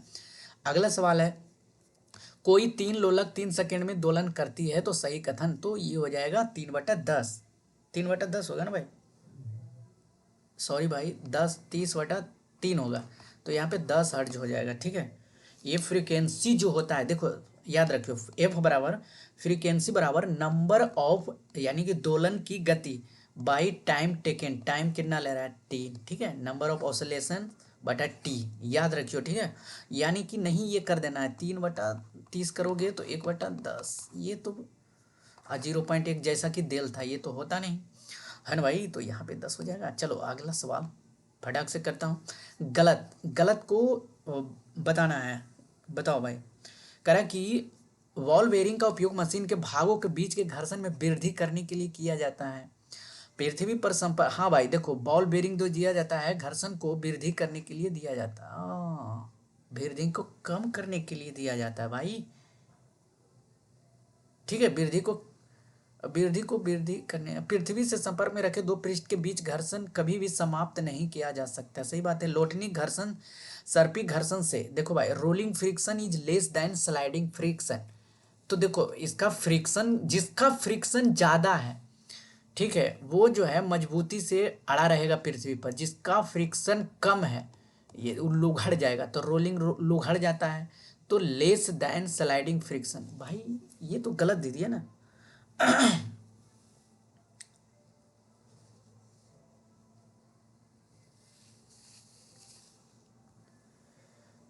Rolling friction is less than sliding friction. हाँ भाई, जिसका ज़्यादा होगा वो ज़्यादा टिकेगा, तो इसका लेस है ना रोलिंग फ्रिक्शन। रोलिंग का जो है फ्रिक्शन, तो हाँ ये सही है। The friction force of an object moving through fluid depends upon its shape. हाँ भाई, तो ये सही है, ये सही है, ये सही है, ये गलत दिया है, तो गलत कथन का यही चुनना था। चलो, निम्नलिखित में से कौन से कथन सत्य हैं? कौन से कथन सत्य हैं बताओ। तो आयरन जिंक सल्फेट विलयन से जिंक को विस्थापित कर सकता है। तो रिएक्टिविटी सीरीज आप पढ़े होंगे, तो उसमें क्या कहता है कि जो तगड़ा होगा वो डिस्प्लेस कर देगा। तो जो जिंक होता है, आयरन जिंक सल्फेट विलयन से जिंक को सल्फेट विलयन से, सल्फेट कैसा होगा? तो देखो सबसे बड़ा होता है पोटेशियम, फिर होता है सोडियम, फिर होता है कैल्शियम, फिर होता है मैग्नीशियम, फिर होता है एल्युमिनियम, फिर होता है जेडन, फिर होता है एफी आयरन, ठीक है, फिर होता है टीन, फिर होता है लेड, फिर होता है लेड के बाद कॉपर, उसके बाद सिल्वर, उसके बाद गोल्ड, उसके बाद प्लेटेनियम। अब देख लो भाई, जिंक जो है सल्फेट को क्या जो है एक मोर है। जिंक देखो यहाँ पे जेडन मोर जो है रिएक्टिव देन किससे? आयरन एंड कॉपर से भाई, कॉपर सल्फेट दिया गया है, ठीक है, जिंक सल्फेट विलियन कॉपर सल्फेट। यहाँ देखो zinc from zinc sulphate solution, copper zinc sulphate विलियन से कॉपर को विस्थापित कर सकता है। हाँ भाई ये कर सकता है, ठीक है। कॉपर आयरन सल्फेट विलियन से आयरन को विस्थापित करेगा। आयरन बड़ा है कॉपर से, है ना भाई। कॉपर अभी कहाँ बताया मैंने, Cu यही था ना भाई, ये था, ठीक है। तो नहीं कर सकता है, नहीं कर सकता है, केवल बी, केवल बी। चलो अगला सवाल है, निम्नलिखित में से कौन से कथन सही हैं? निम्नलिखित में से कौन से कथन सही हैं बताओ, कौन से कथन सही हैं? तो थर्मामेट्री डॉक्टर का उपयोग, हाँ भाई, clinical room temperature have a range from 30 degree to 100 degree Celsius, तो ये होता है भाई, ठीक है। देखो क्लिनिकल थर्मामीटर जो होता है 35 डिग्री से 42 डिग्री सेल्सियस तक होता है, ठीक है। तो लेबोरेटरी थर्मामीटर जो होता है -10 डिग्री होता है, -10 डिग्री से 110 डिग्री सेल्सियस, ठीक है भाई। तो ये तो गलत दे दिया है। The range of laboratory thermometer is greater then that of clinical thermometer. तो देखो यहाँ पे क्या जो है, लेबोरेटरी थर्मामीटर तो नेगेटिव में है भाई, और ये जो क्लिनिकल थर्मामीटर है, ठीक है, क्लिनिकल थर्मामीटर 42 पॉजिटिव में है। तो ये बड़ा कैसे, ग्रेटर लेसर लिखा रहता तो ये भी सही होता। गलत है, गलत है। Room temperatures, clinical thermometer can be used to measure to temperature of boiling liquid. Room temperature have a range, room temperature का रेंज कितना होता है बताओ।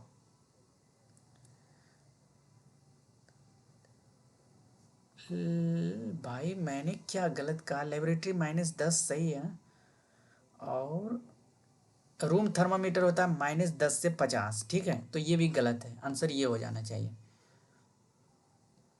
लेकिन उपलते द्रवों को मापने के लिए थोड़ी डॉक्टरी थर्मामीटर का प्रयोग करते हैं, ये तो डॉक्टरी लेबोरेटरी थर्मामीटर का प्रयोग करेंगे भाई। लेकिन यहाँ पे डॉक्टरी दिया है, यहाँ पे क्लिनिकल थर्मामीटर दिया है, बताओ। यहाँ पे लेबोरेटरी थर्मामीटर होना चाहिए ना।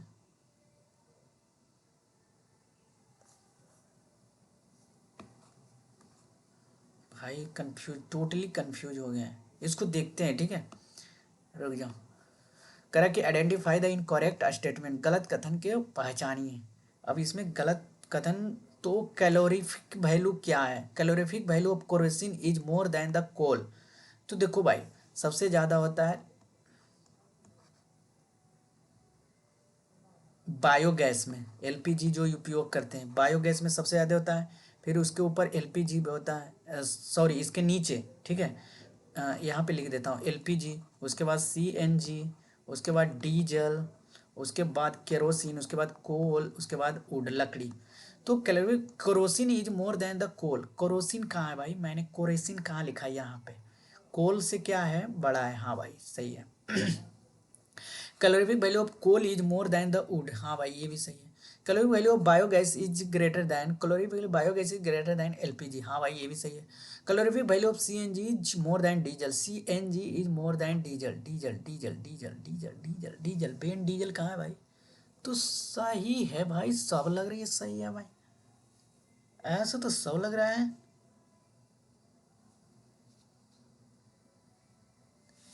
Calorific value of biogas is more then LPG, calorific value biogas LPG से तो, ओ सॉरी एलपीजी का 50,000 होता है भाई, ठीक है मैंने उल्टी लिख दिया, ठीक है। हाँ चलो ये आंसर हो जाएगा, ठीक है। कोई बस अपनी यात्रा पहले 12 मिनट 50 किलोमीटर प्रति घंटा की चाल से और अगले 18 मिनट 40 किलोमीटर प्रति घंटा की चाल से चलती है। इस समय की अवधि में बस कुल कितनी दूरी तय करती है, बताओ भाई। तो देखो स्पीड कितना है, 50 किलोमीटर प्रति घंटा, तो और टाइम कितना, 12 मिनट, तो 50, सॉरी भाई पहले मिनट को घंटे में बदल लेता हूँ, 12/60, 1/5, ठीक है। अब कह रहा है कि अगले 18 मिनट, अगले 18 मिनट को भी बदल देता हूँ, 18/60, छोतिया 18 बीतिया 60, 6/20, सही है ना भाई, 3×2 = 6, 2×20, 3/10। अब क्या करना है, इसको 3/10 को मल्टीप्लाई कर देना है 40 से, 1/5 को मल्टीप्लाई कर देना 50 से, यहाँ पे आ जाएगा 10, यहाँ पे आ जाएगा 10×4 = 12, यानी कि 12×10 कितना हो जाएगा, 22 किलोमीटर। निम्नलिखित में से गलत कथन का चयन करना है। तो पृथ्वी अपने अक्ष पर गति आवर्ती गति है, पीरियोडिक मोशन से क्या घूमता है पृथ्वी, बताओ। तो भाई यहाँ पे करा कि the motion of light is rectangular, यानी कि सरल रेखीय गति है। सितार के आकर्षित का तार के गति दोलन गति है। सभी आवर्ती गतियाँ वर्तुलाकार होती गतियाँ होती है, ये सही है, ये सही। देखो पृथ्वी की अपनी अक्ष पर गति आवर्ती गति होती है। देखो पीरियोडिक मोशन नहीं होता है, सिर्फ पीरियोडिक मोशन कहना गलत है, पीरियोडिक इन नेचर होता है, ठीक है। तो यहाँ पे सिर्फ करा कि पीरियोडिक मोशन होता है और ये बार बार होता है, तो रोटेशन हुआ है ना भाई, ठीक है। तो आंसर इनकरेक्ट पूछा है, आंसर यही हो जाएगा। अगला सवाल है, समतल दर्पण में बनने वाले प्रतिबिंबों के संबंध में बताना है। देखो समतल दर्पण क्या सीधा बनता है, आभासी बनता है, वर्चुअल बनता है, रियल बनता है, लेटरली इन्वर्टेड बनता है, image size same of the object बनता है। तो आंसर कौन सा हो जाएगा भाई, BCD हो जाएगा। निम्नलिखित में से क्या विज्ञान की प्रकृति संदर्भ में सही नहीं है, बताओ। विज्ञान इज ऑलवेज टेंटेटिव, हाँ भाई हाँ, ठीक है। मतलब ये जो होता है सब्जेक्ट चेंज होते रहता है, साइंटिफिक नॉलेज इज टेंटेटिव, आप बदलते रहते हो हर थ्योरी के साथ। साइंस प्रमोट एस्केपेटिज्म, तो देखो अ, संदेहवाद को बढ़ावा देता है, ये भी सही है भाई, मैंने अपनी थ्योरी में करा रखा है। विज्ञान सीखने का अंतर विषयक क्षेत्र है, interdisciplinary area of learning. Science is equivalent to set a fact.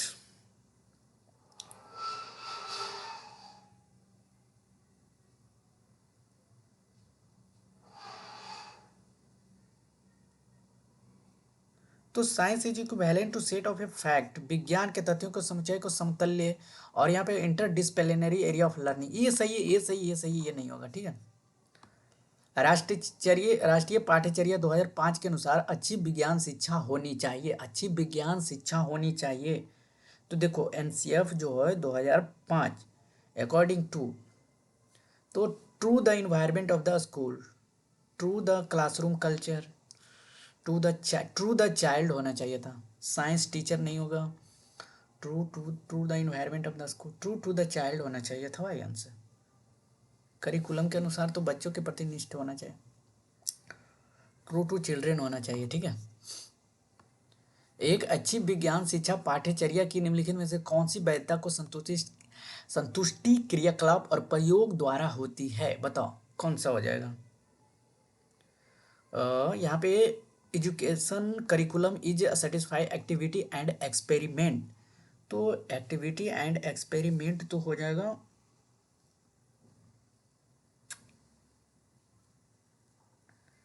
Environmental, प्रक्रियात्मक होना चाहिए। अच्छी विज्ञान शिक्षा पाठ्यचर्या के निम्नलिखित में कौन सी बेहतर संतुष्टि क्रियाकलाप प्रयोग द्वारा होती है। नहीं भाई, कॉग्निटिव होगा, जब तक आपके पास दिमाग ही नहीं होगा आप क्रियाकलाप कैसे करोगे। अनुच्छेद अनु अनु कक्षा 8 के बच्चों को शैक्षणिक भ्रमण के लिए लेकर जाती है, इस क्रियाकलाप के लिए निम्नलिखित में से क्या सबसे उपयुक्त उद्देश्य हो सकता है। तो अनु लेके चला गया ट्रिप पे भाई, अब अनु अब क्या क्या उसको में कर सकता है बताओ। तो देखो, यह बच्चों के मध्य अंतःक्रिया को प्रेरित करता है, इट प्रोमोट्स प्रोसेस स्किल, हाँ भाई। It enhance observation of skills among children, हाँ भाई। It breaks the monotony of class bell, नहीं भाई ये नहीं होगा। इनकरेज इंट्रैक्शन एमंग चिल्ड्रेन, काहे करेगा एमंग चिल्ड्रेन, बी एंड सी है, ये है तो बनली। चलो, निम्नलिखित में से क्या उच्च प्राथमिक स्तर पर विज्ञान शिक्षा का उद्देश्य नहीं होना चाहिए, उद्देश्य नहीं होना चाहिए, बताओ।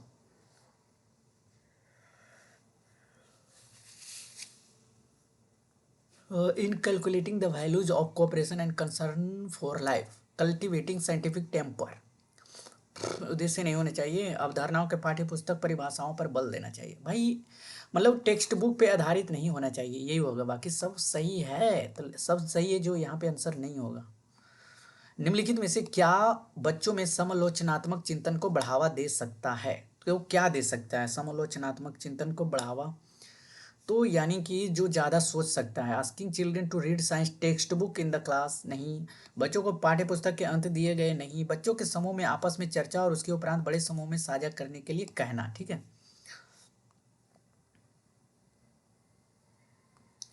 एक शिक्षक कक्षा का आरंभ एक दिए गए भोजन के नमूने में मंड का रासायनिक परीक्षण का प्रदर्शन करके करता है। उपयुक्त कथन रेखांकित शब्द जो है संज्ञानात्मक प्रक्रिया में क्या प्रयोग कर रहा है, बताओ।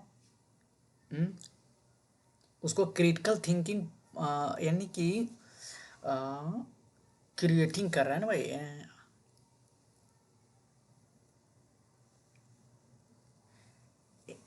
यानी कि ग्रुप में जो है इनहेंस कर रहा है, किसका इनहेंस कर रहा है, क्रिटिकल थिंकिंग का। तो अंडरस्टैंडिंग नहीं, क्रिएटिंग की सृजन करना हो जाएगा। निम्नलिखित में से कौन सी गतिविधि बच्चों में सक्रिय अधिगम का प्रावधान नहीं करेगी बताओ क्या हो जाएगा। निम्नलिखित में कौन सी गतिविधि बच्चों में सक्रिय अधिगम का प्रावधान नहीं करेगी, बोल दिया गया नहीं करेगी, बताओ।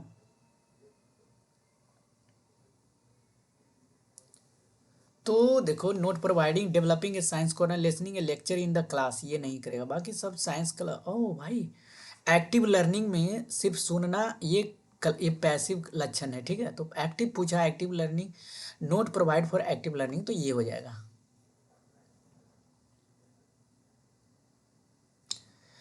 विज्ञान में निम्नलिखित में से किसके द्वारा सीखने में कमी का पता लगाया जाता है, तो देखो सीखने में कमी किसका पता लगाया जाता है, बताओ, बता सकते हो भाई। तो देखो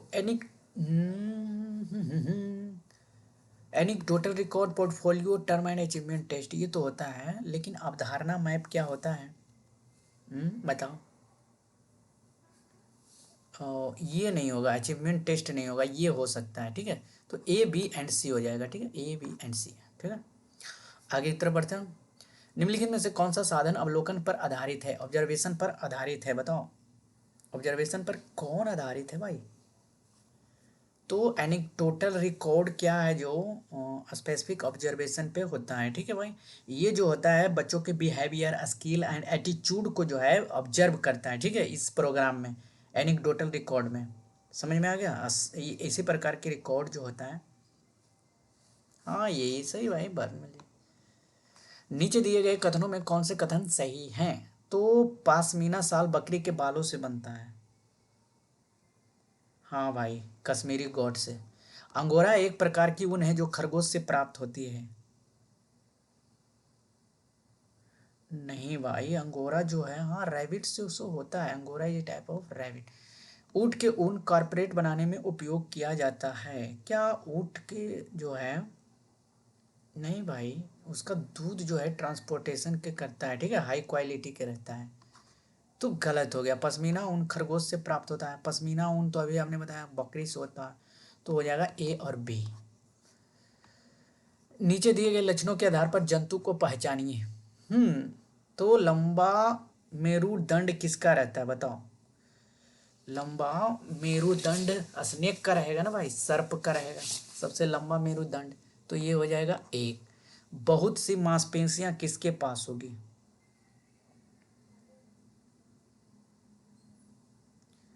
तो घोंघा के पास हो। आगे के धकेलने के लिए शरीर में उनके बलयों का मुड़ना। तो हुक बॉर्म होता है ना भाई, ये होगा सी। और बहुत सी मांसपेशियां,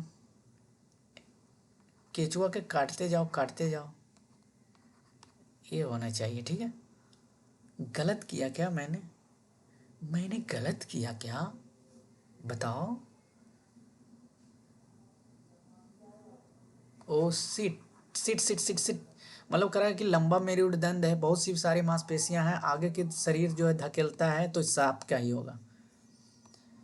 नीचे दिए गए कौन सा कथन सही नहीं है? सही नहीं है पूछा है। तो सभी धमनियां ऑक्सीजन समृद्ध रक्त को ले जाती है। क्या सभी धमनियां जो होता है, देखो, एक्सेप्ट यानी कि पुल्मनरी आर्टरीज को छोड़कर, यानी कि फुसफुस सीरा जो होता है, फुसफुस सीरा, इसको बड़ा सीरा कहते हैं। तो ये जो है ऑक्सीजनेटेड ब्लड को ले जाता है, ठीक है, पहुंचाता है। तो सभी धमनियां ऑक्सीजन रक्त को ले जाती है, ऑक्सीजन समृद्ध रक्त को ले जाती है। सभी धमनियां ऑक्सीजन के हृदय से अन्य भागों में, धमनियां भित्तियां मोटी होती है।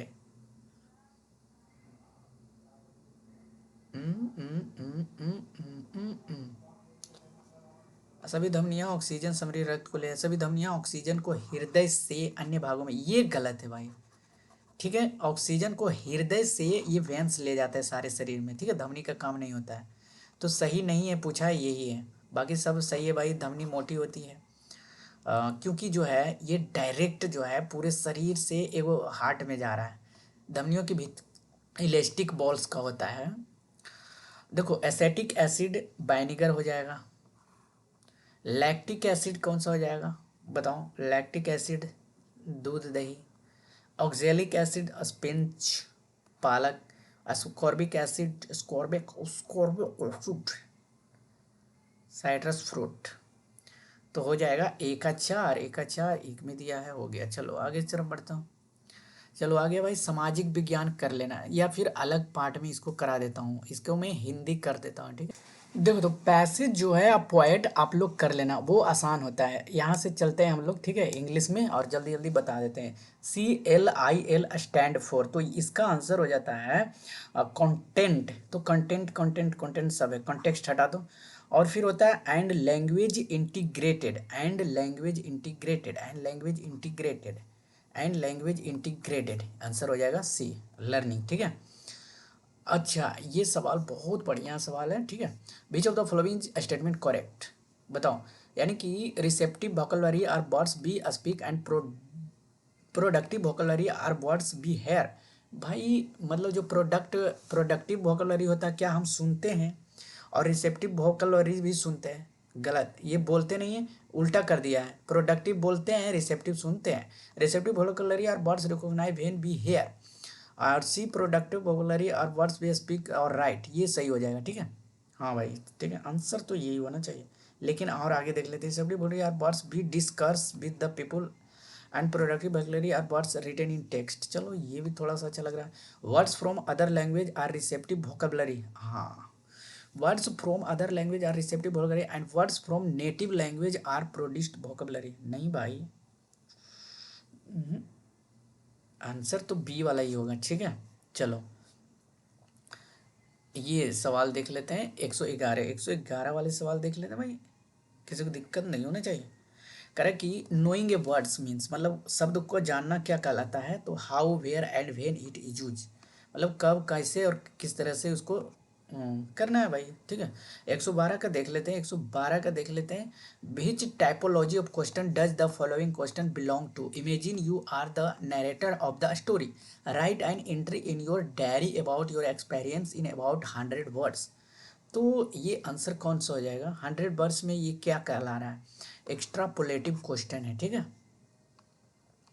कह रहा है कि 109 number a teacher divided class into groups of A 4 and reads out A text of A about 6 sentence, learners listen to and jot down important words and phrase. The teacher read out the text and the second time, then the learners discuss in a group the jotted down words and recreate the text nearer to one read out of teacher. What in this text known as, भाई इतना सारे word, अब करना क्या है? Composition of dictation बता रहा है। ठीक है, अगर यही वाले हिंदी में जाके पढ़ोगे तो सेम वाले मिलेंगे। ठीक है, तो वहाँ से पकड़ सकते हो। पोएट्री टीचिंग इज क्या होता है? तो पोएट्री टीचिंग इंजॉयमेंट के लिए, अप्रिसिएशन के लिए। अगला सवाल है 110 नंबर, इंटेंसिव रीडिंग कैसा होना चाहिए? तो फॉर प्लेजर के लिए। ठीक है, learning outcomes aims to, outcomes क्या होता है? तो output competency and acquired by learners. ठीक है, भाई सही है भाई, किसी को दिक्कत नहीं होनी चाहिए भाई। ये teachers bring newspaper to हर class 8 student to ask them to find the advertisement see them. अच्छा, बारीकी से पठन ये सब पढ़े हो ना भाई। List out how advertisement are designed and what is advertise, यानी कि ये पेपर ला के दिया गुरुजी और कहा कि इसमें प्रचार ढूंढो और कितने प्रकार के प्रचार हैं वो देखना है आपको। ठीक है, तो ये क्या हुआ? किस तरह की पढ़ाई हो गया? Material for a language learning. ठीक है, मटेरियल्स ढूंढना, मटेरियल्स नहीं भाई। A technique of a language learning, a an instrument of a language learning for reading, lexical approach नहीं, material for a language learning. Answer तो यही होना चाहिए, ऐड कर रहा है ना मटेरियल के अनुसार। Drilling is a teaching learning technique और स्ट्रेटेजी इन, तो ड्रिलिंग क्या होता है? ड्रिलिंग जो होता है टीचिंग लर्निंग टेक्निक स्ट्रक्चरलिज्म होता है। ठीक है भाई, तो यही होना चाहिए। देखो, कोई लर्नर टेप रिकॉर्डिंग सुन रहा है। ठीक है, और टेप रिकॉर्डिंग सुन रहा है teacher and try to initiate कर रहा है उसको। ठीक है, और एक्सपीरियंस और नॉलेज के।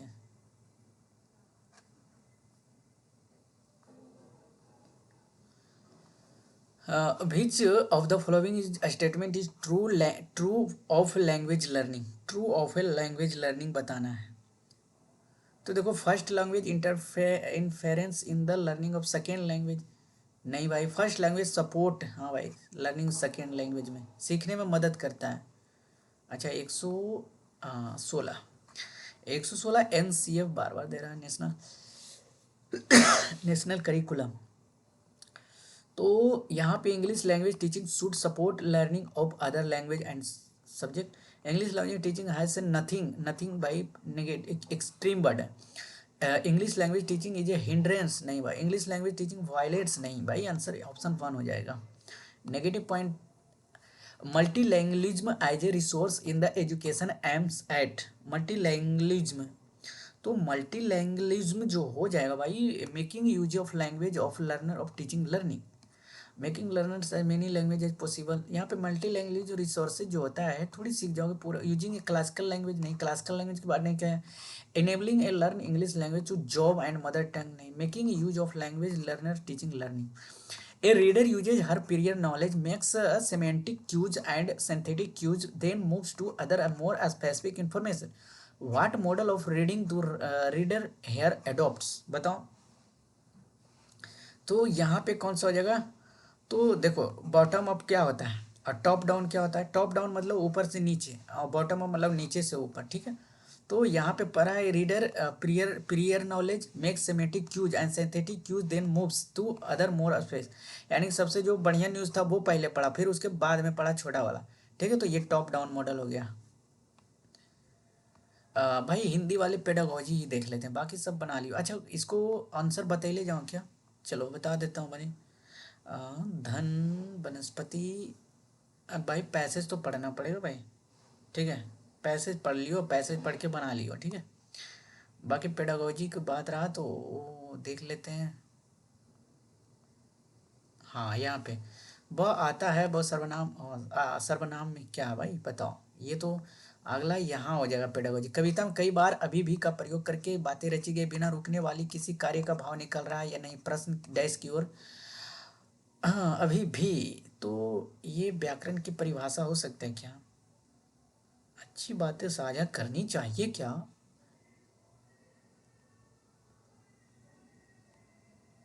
बताओ भाई। अच्छा मैंने पेपर 2 का ही सोल्व कर रहा हूँ, इसको तो वहाँ सोल्व करना चाहिए ना। कोई बात नहीं भाई, पेडागोजी सारे देख लेते हैं, ठीक है। गणित, विज्ञान आदि विषयों की कक्षाओं में भी बच्चे सीखते हैं, यह विचार पूर्णतः सत्य है। आंशिक रूप से सत्य हो सकता है भाई, पूर्णतः सत्य नहीं कह सकते किसी चीज़ को, ठीक है। ज्ञान से संबंधित भाई कितने हैं भाई? अच्छा इसको पीडीएफ में मैं प्रोवाइड कर दूं क्या? आप लोग बना लेना वहाँ पे। हाँ किसी को दिक्कत होगा? यहाँ पे देखो लैंग्वेज 2 में, जो लैंग्वेज 2 में ये ले चुके हैं ये बनाना है, ठीक है। और पहले जो हिंदी ले चुके थे वो बनाना है। तो इस तरह से कंफ्यूज मत होना, ठीक है। तो अब मैं दोनों कैसे करा सकता हूँ? कराऊंगा तो टाइम लग जाएगा, ठीक है। तो मिलते हैं नेक्स्ट वीडियो में, और इसका पीडीएफ आपको टेलीग्राम चैनल पे मिल जाएगा, और वहाँ से आप लोग पहले सोल्व करना फिर वीडियो देख लेना। धन्यवाद।